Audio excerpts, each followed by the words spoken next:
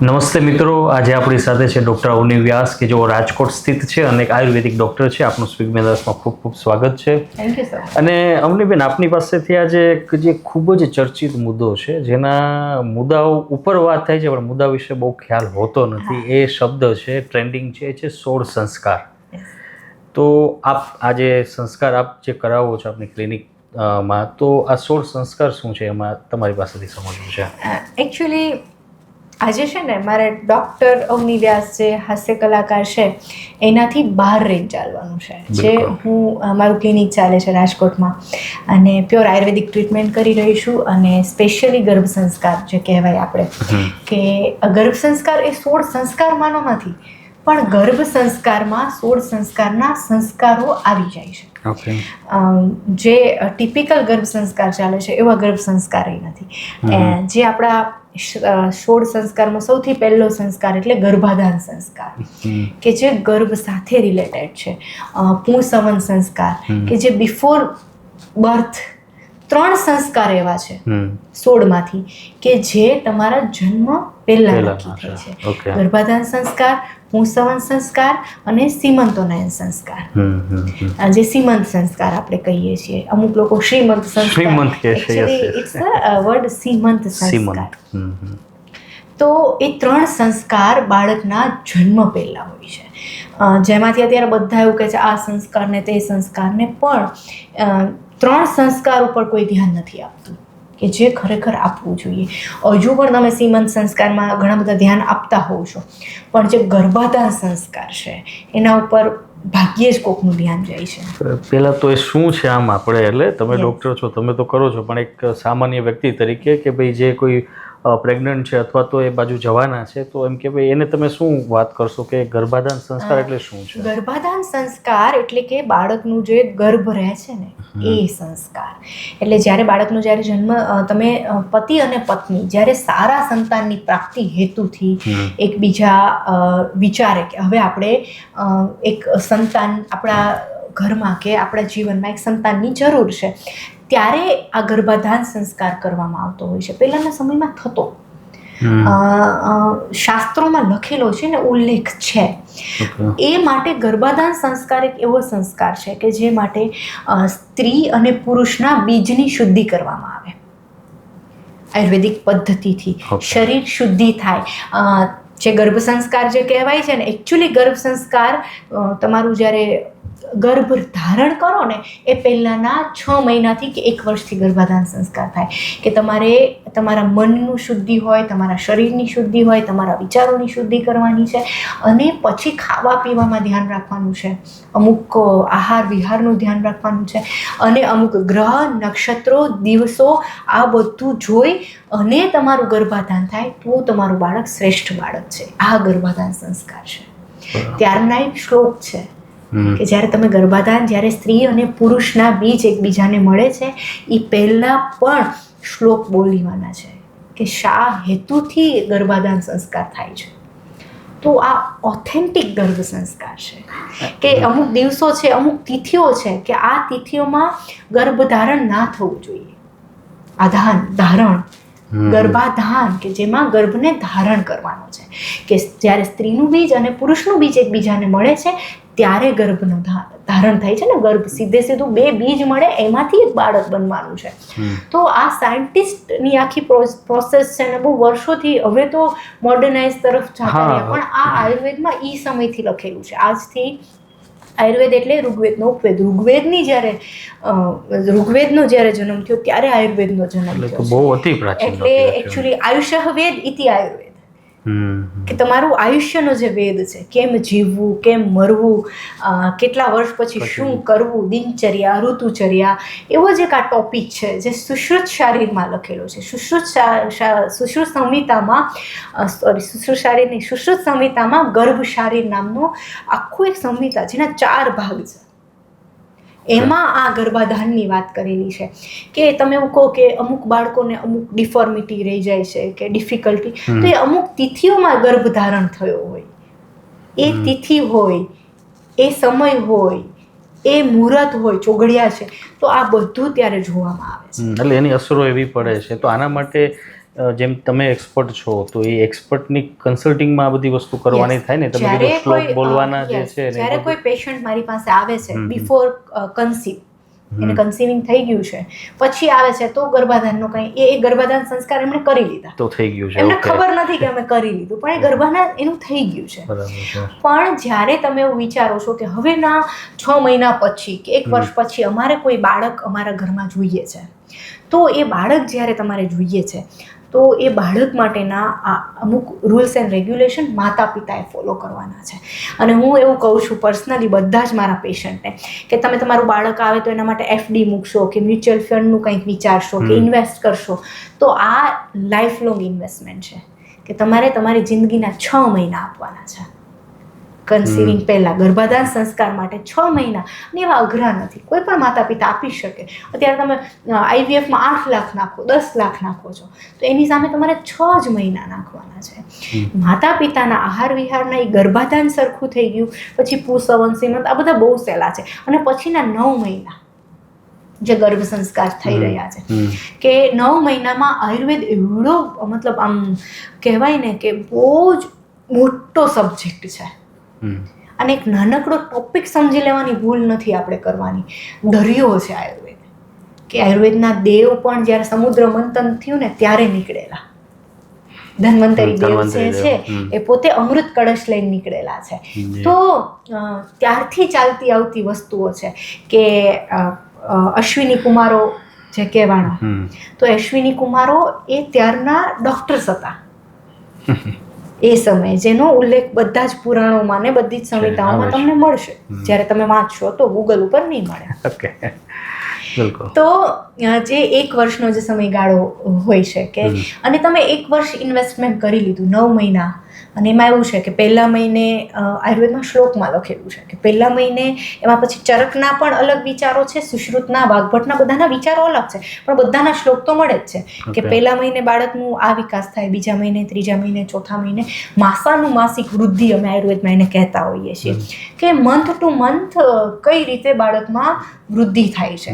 તો ચોથા, આમ તો હાર્ટબીટ મોડર્ન સાયન્સ પ્રમાણે 15મા દિવસે હાર્ટબીટ આવી જાય મેક્સિમમ, પણ આયુર્વેદમાં એક બહુ સરસ શબ્દ આપ્યો છે કે દોરદ, ચોથો મહિનો છે ને એ દુરદ્ય અવસ્થા છે ગર્ભિણી માટે, એમ કે દુરદ્ય અવસ્થા. એટલે આયુર્વેદમાં એવું કહે છે કે ચોથા મહિને બાળકમાં આત્મા આવે છે. હાર્ટબીટ, હૃદય આવી ગયું છે પણ આત્મા નથી આવ્યો બાળકનો. ચોથા મહિને બાળકમાં આત્મા આવે છે. અને આને મોડર્ન સાથે માનો કે ઘણા એવા હશે આમાં કમેન્ટ કરવાવાળા કે તમે અત્યારના સાયન્સ પ્રમાણે, તો અત્યારના સાયન્સ પ્રમાણે તમે કોઈ પણ મોડર્ન ડૉક્ટરને પૂછો કે માતાને અમુક ખાનપાનની ઈચ્છા થાય કે જેને અમુક વસ્તુ નથી ભાવતી પણ અલગથી ખાવાની ઈચ્છા થાય, તો મોડર્ન ડૉક્ટર્સ બી એવું કહેશે 5મા મહિનાથી ઈચ્છા થાય. તો ચોથા મહિને જ્યારે બાળકનો આત્મા આવે છે ને, એટલે ચોથા મહિનાથી અમુક ખાવા પીવાની ઈચ્છાઓ એ આત્માની છે, એ માતાની નથી. તો એ આટલા વર્ષો પહેલા દોરદ્ય અવસ્થા આયુર્વેદમાં લખેલું છે. અને આમાં આવની બેન, આ એક મને સરસ વસ્તુ યાદ આવી. ઘણાનો પ્રશ્ન હશે કે કોઈને એક એવી ઈચ્છા હોય કે મારે આવું જ બાળક જોઈએ છે, કે બાળકમાં આવા ગુણ હોવા જોઈએ, અથવા સાથે એવી ઈચ્છા હોય કે મારે દીકરો જોઈએ છે અથવા દીકરી જોઈએ છે, તો આનો પણ આમાં ઉલ્લેખ છે ને? એ કેવી રીતના છે? હા, જો શાસ્ત્રોક્ત તમે જુઓ તો અત્યારે સામાન્ય આપણા તમે જુઓ ને કે ઘરડા ડોશીઓ હોય ને, એ ગર્ભ સંસ્કારના નામે એમ કે જે પ્રેગ્નેન્ટ લેડી હોય ને એને રામાયણ વંચાય. ધાર્મિક વાંચવા તો એક સદગુણો છે કે બાળકનો વિકાસ. એવું મોડર્ન સાયન્સ એવું કહે છે કે 9 મહિનામાં બાળક જ્યારે ગર્ભમાં હોય ને ત્યારે એના બ્રેનનો 99% ડેવલપમેન્ટ થાય છે.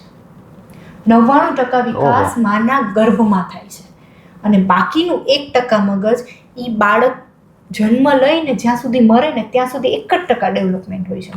અભિમન્યુની વાત છે જ વાત થઈ. એ તો સર્વસામાન્ય કિસ્સો છે કે અભિમન્યુની માતા, આપણે એને જે સાંભળ્યું હતું ને, જે કોઠાનું 7 કોઠાનું યુદ્ધ ને બધું હતું, બરાબર, તો એ તો બધાને ઘરે ઘરે ખબર છે.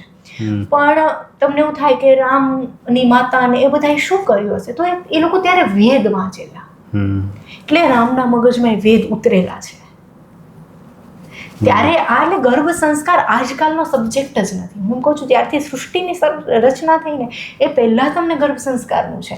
એટલે તમારો જે સબ્જેક્ટ પ્રશ્ન છે કે દીકરા અને દીકરી, એટલે પહેલાંના સમયમાં જેન્ડરનું આવું નહોતું. પણ આચાર્યોએ, તમે જ્યારે ગર્ભશારીર વાંચો ને, એટલે એઝ એ ડૉક્ટર મને ખબર હોય કે હું સોનોગ્રાફી નથી કરતી, બટ મને જેન્ડર ખબર હોય કે મારા આ પેશન્ટને દીકરી છે કે દીકરો છે.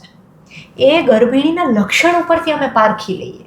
એ આચાર્યોએ એ લક્ષણો ત્યારથી લખેલા છે કે ગર્ભના આકાર ઉપરથી ખબર પડી જાય કે આને દીકરી છે કે દીકરો છે. કેટલું સૂક્ષ્મ છે ને. સૂક્ષ્મ.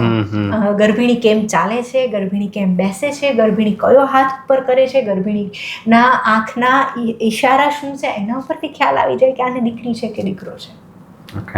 અને તમે જે કહો છો કે પેલા માટે કે દીકરી, એમાં બંને શ્લોક છે.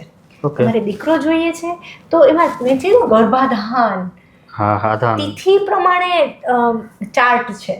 ઓકે, એટલે એમાં છે કે ભાઈ દીકરો જોઈએ છે તો આ તિથિ, દીકરો જોઈએ તો આ તિથિ, દીકરી જોઈએ તો આ તિથિ.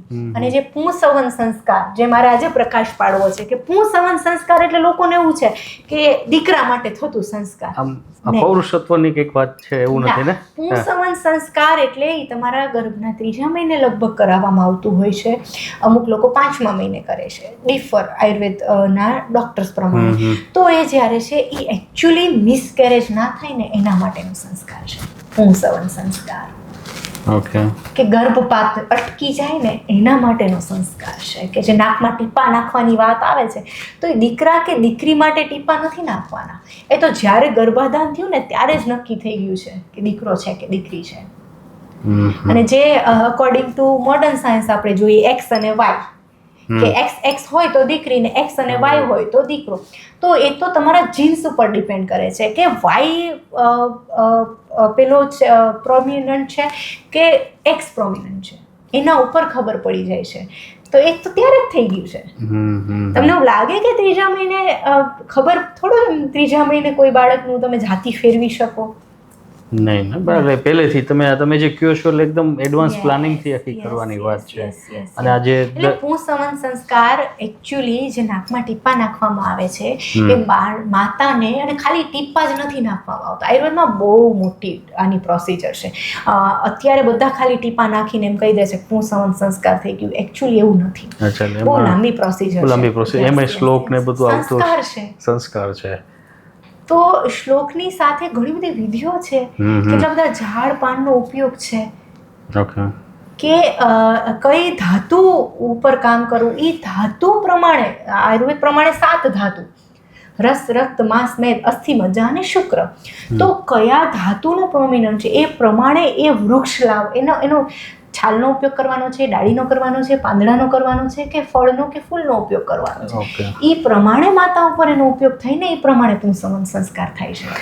એટલે ઓરિજિનલી જે કહેવાય કે અમુક એવું એક બહુ સરસ વસ્તુ શાસ્ત્રમાં લખેલી છે, આયુર્વેદમાં નહીં, હું સંહિતાઓમાં લખેલી છે કે શુક્રસાર પર્સન જ્યારે બાળક હોય ને, જ્યારે તમારે શુક્ર ધાતુ એટલે કેવું કે તમે જે આ હીરો હિરોઈનમાં જે જોતા હોઈએ છીએ આપણે, કે આમ જોઈને આપણે એવું થાય કે આ કેટલું સરસ બાળક છે, જે આકર્ષણ. તો શુક્રસાર બાળક જોઈએ તો ઉદુંબરનું ગુજરાતી ઉમરો જે આપણે ઝાડ હોય, તો એના પાનથી આખું તમારા અહીંયા જે આપણે ષટચક્રો છે, તો એ ષટચક્રો ઉપર એક પ્રોસિજર કરવાની છે એના પાનથી, તો એ બાળકમાં શુક્ર ધાતુનો સંચાર થાય. સો બહુ બધી પ્રોસિજર્સ છે. તો આમાં એક એવો પ્રશ્ન થાય કે અત્યારે કોઈ એમ કે આમ આને એકદમ 100% કોઈ ફોલો અત્યારે કરે છે? તમારી પાસે કેસીસ આવતા હોય? મેં પોતે કરેલું છે. અચ્છા. I am mother of 2 beautiful daughters. Okay. તો મારે લાઈફમાં દીકરીઓ જોતી હતી, કે મને દીકરીઓ વચ્ચે વધારે પ્રેમ હતો. તો મેં પોતે કોઈ એવું કહે કે અમારાથી ના થાય, મારે programs continue and out of ગુજરાતના વધારે હોય છે. તમે મારી પ્રોફાઇલ જોશો એટલે તો કન્ટિન્યુ ટ્રાવેલિંગમાં બી 6 મહિના મેં અને મારા હસબન્ડે આવી રીતે આખું શુદ્ધિકરણથી લઈને આહાર વિહાર બધું જ ધ્યાન રાખેલું. ઇવન ગર્ભાધાન માટેની તિથિઓ, કાલ, ચોઘડિયા બધું જ હોય, નક્ષત્રો આ તે. કારણ કે અમુક તિથિઓ છે, અમુક ગ્રહ નક્ષત્રમાં ગર્ભાધાન નિષેધ કીધું, નિષેધ છે. ઓકે, કરવું જ ન જોઈએ. કરવું જ ના જોઈએ. એટલે હવે અત્યારે તો બહુ ઓછા લોકો ફોલો કરતા હશે, ખ્યાલ નથી. અને આપણું જે ઓરિજિનલ એટલે આપણું જે ઓરિજિનલ છે હવે થોડુંક વિસ્મૃતિમાં છે, લોકોને ખ્યાલ નથી. અને કોઈને ત્યાં સુધી કહી દીધું છે કે અમુક બાળકોને જન્મ પછી અમુક માનસિક બીમારીઓ આવે છે કે શારીરિક બીમારીઓ આવે છે, તો ત્યાં સુધીનું છે કે એને પ્રિડિક્ટ કરેલું છે કે આ નક્ષત્ર કે આ ગ્રહમાં જો બાળકનું ગર્ભાધાન થયું હોય ને તો આટલી આટલી બીમારીઓ રહે. ઓકે, બરાબર. એટલે બહુ બધું એકદમ સાયન્સ છે, પરફેક્ટ છે. ડિટેલિંગ છે. અને એક અવનીબેન, છેલ્લો પ્રશ્ન એ હોટ ટોપિક જેવો છે અત્યારે. બધા જે ત્રીજો સંસ્કાર છે સીમંત, હવે આપણે અત્યારે એને બેબી શાવર કહીએ છીએ. એકચ્યુઅલી બેબી શાવર થી બહુ અલગ છે. આ બી એક પૂજા વિધિ જ છે. એટલે મારે એ જ સમજવું છે કે બેબી શાવર અત્યારે બધા આપણે કરીએ છીએ સમાજમાં, તો એ શું છે? સીમંત ના, એ સીમંત સંસ્કાર ને બેબી શાવર ને કાંઈ જ લાગે વળગે નહીં. કે તે તમે પેલું શ્રીમંતમાં પેલું ખોડામાં પેલું બધું આપે, એકચ્યુઅલી એવું નથી. સીમંત સંસ્કાર આ બધી વિધિઓ શાસ્ત્રોક્ત બ્રાહ્મણ દ્વારા જ થાય. સીમંત સંસ્કાર છે, પુંસવન સંસ્કારમાં તો હજી દવા આવે, પણ સીમંત સંસ્કાર બ્રાહ્મણ જ કરાવે. એમાં શ્લોકથી બીજું કાંઈ જ નથી. એમાં કાંઈ પેલા સોપારીથી આમ ચલાવવાનું ને એવું કાંઈ શાસ્ત્રમાં નથી લખેલું. આયુર્વેદમાં કે તમે જે કહો છો એવું કાંઈ જ નથી. આયુર્વેદ મોટું શાસ્ત્ર છે. મારા માટે તો શાસ્ત્ર છે જ. એટલે એ નથી. અને બીજું જે ગર્ભ સંસ્કાર અત્યારે માર્કેટમાં ચાલી રહ્યું છે ઓલ ઓવર ઇન્ડિયામાં, એ ગર્ભ સંસ્કાર અને ઓરિજિનલ ગર્ભ સંસ્કારમાં બહુ જ ડિફરન્સ છે. જે હું અત્યારે ગર્ભ સંસ્કાર કરાવી રહી છું, પર્ટિક્યુલર પર્સનનું ગર્ભ સંસ્કાર થાય, નહીં કે 10-15ની બેચમાં તમે કોઈને બેસાડીને ગર્ભ સંસ્કાર કરાવો તો એ 15ના બાળકો સરખા આવવાના. પણ એવું થતું નથી. હું જે આયુર્વેદનું ગર્ભ સંસ્કાર જે મેં મારા બાળકોમાં, મારે આવી જ આંખ જોઈએ છે, મારે આવું જ નાક જોઈએ છે, મારે આવા જ વાળ જોઈએ છે. અને એ તો ચલો અપિરિયન્સ વાઇઝ થયું, પણ અપિરિયન્સ કરતાં બી જે મેઇન વસ્તુ IQ. કારણ કે 25 વર્ષ પછી મને કે તમને ખબર નથી કે જમાનો ક્યાં પહોંચવાનો છે. ઇવન આપણે જેમ વાત થઈ 10 યર્સમાં બહુ સ્પીડીલી બધું ગ્રોથ થાય છે, ત્યારે ટેકનોલોજી બહુ સ્પીડીલી ચેન્જ થાય છે. તો કળિયુગ બી વધી રહ્યો છે, ટેકનોલોજી બી વધી રહી છે. તો 25 વર્ષ પછી મને ખબર નથી ડોક્ટર કે એન્જિનિયરનો જમાનો હશે કે નહીં. 25 વર્ષ પછી કદાચ શું ચાલે છે માર્કેટમાં, જે સ્માર્ટ વોચ આવી ગઈ છે, સ્માર્ટ વોચ, એમ 25 વર્ષ પછી એવી વોચ આવી જ ગઈ હશે જે કહી દેશે કે 10 વર્ષ પછી તમને હાર્ટ એટેક આવવાનો છે. તો અત્યારથી જ પ્રિકોશન્સ લ્યો.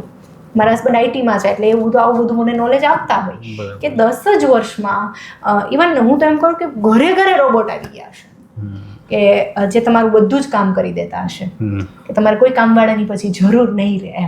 અત્યારે જ AI તો આવી ગયું છે બધું. તો 25 વર્ષ પછી તમારે કળિયુગમાં અને આ ટેકનોલોજીની વચ્ચે તમારા બાળકને કઈ રીતે સર્વાઈવ કરવાનું છે, તમારું બાળક શું કરશે, એ મેઇન પ્રશ્ન જો તમે જાગૃત મા બાપ હોય ને તો હોવો જોઈએ. તો અવનીબેન, આ રીતના એવું સમજીએ તો એવું લાગે હવે જેમ સમય ફાસ્ટ થશે અથવા ટેકનોલોજી બાજુ જશે, એટલું જ આપણું જે પ્રાચીન જે બધું શાસ્ત્રોમાં જે બધું જ્ઞાન છે ને એનો ઉપયોગ વધારે, એની જરૂરિયાત વધારે થશે જો આપણે એને શીખીએ. હું જે અત્યારે ગર્ભ સંસ્કાર કરું છું, પણ એમાં લોકો કેટલા આટલું સમજી શકે એવા. હું એમ કહું છું કે આયુર્વેદમાં એમ કીધું છે કે તમારે જે આત્મા જોઈએ ને એ આત્મા તમારી ઘરે આવે. એનો શ્લોક છે. પણ હા, એક નિયમ પણ છે કે પર્સનલ સ્વાર્થ માટે નહીં, એ બાળક રાષ્ટ્રના હિત માટે કામ કરવું જોઈએ. તો અવતાર તમે કરાવો છો પણ એ પછી તમારા માટે નહીં, અમારા માટે નહીં. હું જે આ વર્ક કરી રહી છું અત્યારે બહુ નોમિનલ ફીઝમાં, કદાચ આ તમારું લાઈફ ટાઈમ ઇન્વેસ્ટમેન્ટ તમે કહો ને તો ગમે એટલા લાખો રૂપિયા મૂકો ને પણ એક બાળક તમારું મારા ગર્ભ સંસ્કાર વાળું ઊભું હોય ને એ ક્યાંય પાછું ના પડે, એ ગેરંટી. જેટલા લોકોએ ગર્ભ સંસ્કાર કરાવ્યા છે, એક એકના રિવ્યુ લઈ લેવાની છૂટ કે એને જે ધાર્યું હોય ને એના કરતાં 100 ગણું એને બાળક એવું મળ્યું છે. અને એ હજુ અત્યારે એમ કહે છે 20 વર્ષ પછી તો એ બાળક ક્યાં ઊભો હશે. મારો સ્વાર્થ એટલો જ કે રાષ્ટ્રને એક સારું નાગરિક મળે, એ હેતુથી હું વર્ક કરાવું ને તો જ રિઝલ્ટ મળે. હું આમાં મારો સ્વાર્થ કે એ પર્ટિક્યુલર પર્સનનો સ્વાર્થ જોઉં ને તો એ રિઝલ્ટ નહીં મળે, તો એ આત્માય નહીં આવે. આપણે સારો આત્મા કે જે ઇન્ટરનેશનલ લેવલ ઉપર ભારતની વાત ક્યાંક મૂકી શકે, આપણા સંસ્કારોને મૂકી શકે એવો આત્મા જોઈએ છે આપણે. એવું બાળક જોઈએ છે કે જે 25 વર્ષ પછી આખા વિશ્વની સામે આપણું રાષ્ટ્ર ભારતનું નામ રોશન કરે ને એવું બાળક. એટલે તમે આપો, હું નથી આપતી કોઈ વર્ક, તમે મને ડિઝાઇન આપો કે અમારે આવું જ બાળક જોઈએ છે, આટલા જ ક્વોલિટીઝ એમાં જોઈએ છે, એ ઉપર હું વર્ક કરું અને માતા પિતાને વર્ક કરાવડાવું.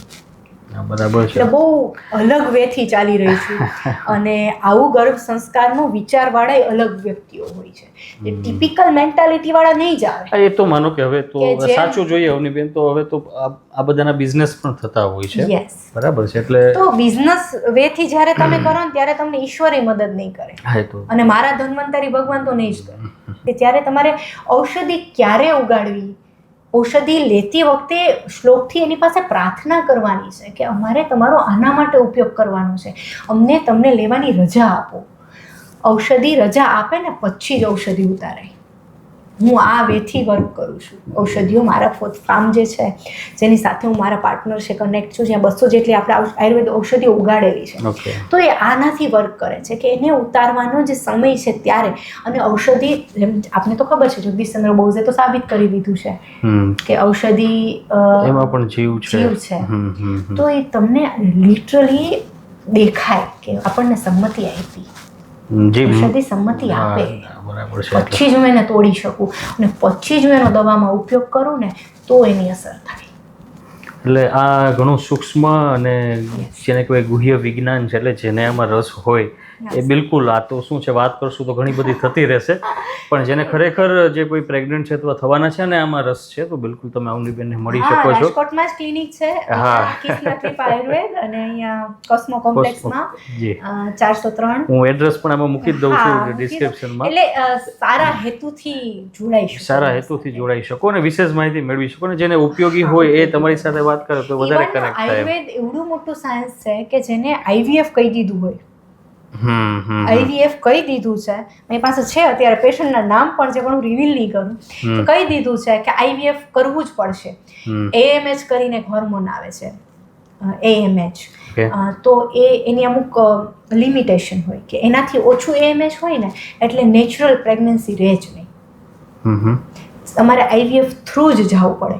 એવા પેશન્ટ્સ આવેલા છે મારી પાસે, અને 3 મહિનામાં નેચરલ પ્રેગ્નન્સી રહી ગઈ છે આયુર્વેદિક દવાઓથી.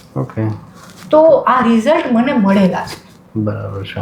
એટલે હું કહી શકું કે આયુર્વેદ, મેં ડાયાલિસિસ લોકોના બંધ કરાવેલા છે કે જેને અઠવાડિયામાં 2 ડાયાલિસિસ થતા હોય, ડાયાલિસિસ વગર યુરિન પાસ નથી થતું, એવા પેશન્ટને ડાયાલિસિસ બંધ કરાવીને 1 મહિનામાં 50 ml જેટલું યુરિન પાસ થવા માંડે, ઓનલી આયુર્વેદિક મેડિસિન. એટલે તમે આજે વાત કરી ફાર્મની, એટલે તમારી દવા તમે જાતે જ તૈયાર કરો છો એવી વાત? દવા પ્રકૃતિ પ્રમાણે હું રેડીમેડ નથી રાખતી. અહીંયા છે દવાઓ, પણ હું તમારી પ્રકૃતિ જોઉં છું, એ પ્રકૃતિ પછી હું દવાઓ લખું છું, એ પ્રમાણે દવાઓ બને છે.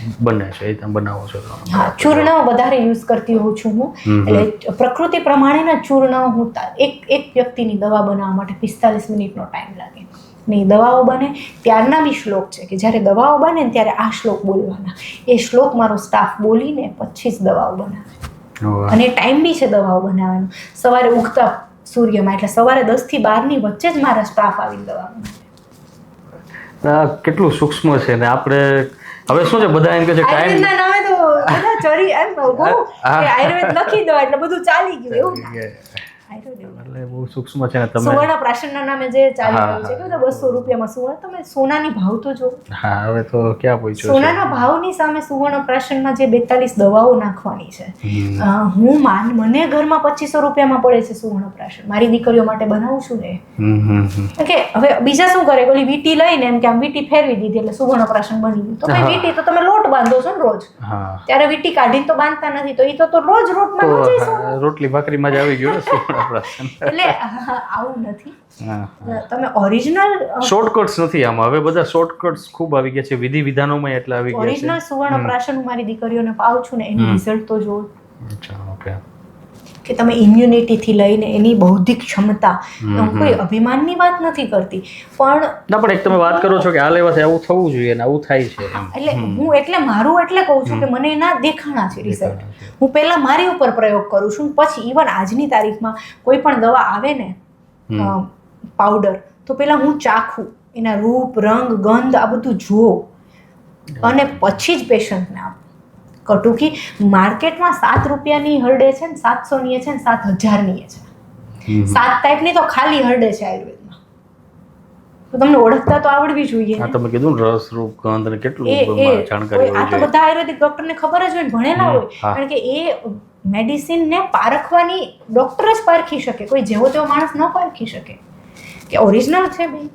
ચાખો કટુકી ચાખો તો ખબર પડે કે એનો સ્વાદ કેવો છે, કટુકીનો કલર કેવો છે, તમે જોયું હોય તો તમને ખબર પડે ને. બરાબર છે. ભસ્મ બધી ભસ્મ તો એક જ ભસ્મ તો કલર સરખો હોવાનો છે, સત્વનો કલર સરખો હોવાનો છે, પણ તમે ચાખો જાણો જોવો તો તમને ખ્યાલ આવે કે એકચ્યુઅલી શું છે ને.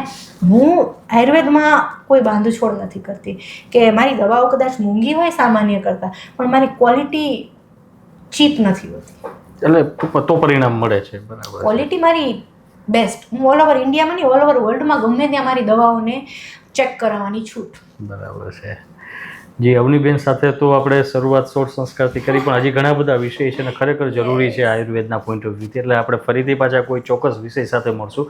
તમારે કોઈ વિષય ચોક્કસ વિશે જાણવું હોય તો કોમેન્ટ કરી મને જણાવશો, તો આપણે અવનીબેનને વિનંતી કરશું કે એના ઉપર વાત કરે. તો અવનીબેન તમે સમય કાઢી મારી સાથે વાત કરી બદલ ખૂબ ખૂબ આભાર. Thank you.